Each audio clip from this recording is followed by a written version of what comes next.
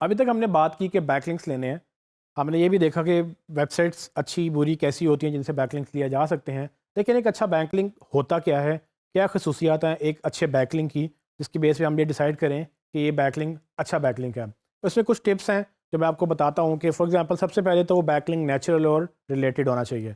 Natural और related से मुराद ये कि वो आपको ज़बरदस्ती ना लेना पड़े, आप किसी तरह से उसको जब भी लें तो वो नेचुरली लगे कि नेचुरल आया है।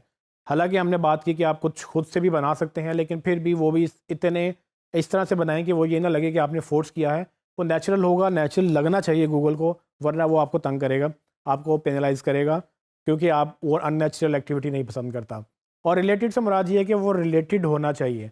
सो नेचुरल तभी होगा जब वो रिलेटेड होगा। अगर आप इररिलेवेंट बात कर रहे हैं, कहीं पर जाके बात कहीं पर डॉक्टर की एक डिफरेंट प्रोसीजर की हो रही है, वहाँ जाके आप मोबाइल फ़ोन का अपना लिंक लगा रहे हैं, गूगल आपको पढ़ते ही आपको पकड़ लेगा कि ये आपका यहाँ पर क्या तुक बनता है कि आपने यहाँ पर लिंक लगाया है।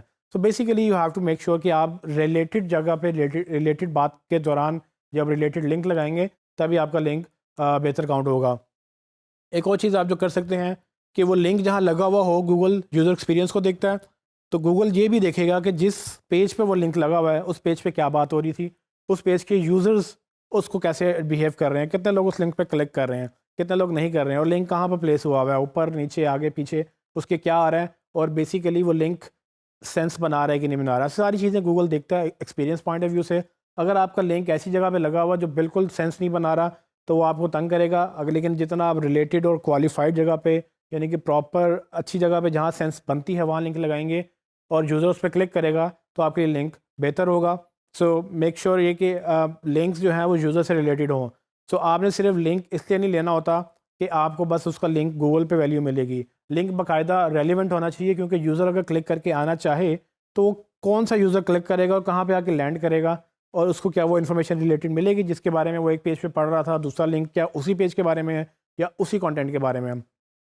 ठीक है, तो यही मेरा तीसरा पॉइंट है कि लिंक आपका सेंस बनाना चाहिए, उसका कॉन्टेक्स्ट क्लियर हो, जहाँ पर आप जिस चीज़ की बात कर रहे हैं लिंक उसी का लगाएं। अगर आपको लगता है कि वो उसका लिंक आपके लिंक के बारे में बात नहीं हो रही, आप मत लगाएं, क्योंकि अगर आप लगाएंगे तो वो नुकसान देगा, अगर नहीं लगाएंगे तो फिर बच जाएंगे। तो लिंक लगाना अक्सर नुकसानदेह हो सकता है। सो अच्छा लिंक बेसिकली आपको सपोर्ट करना चाहिए।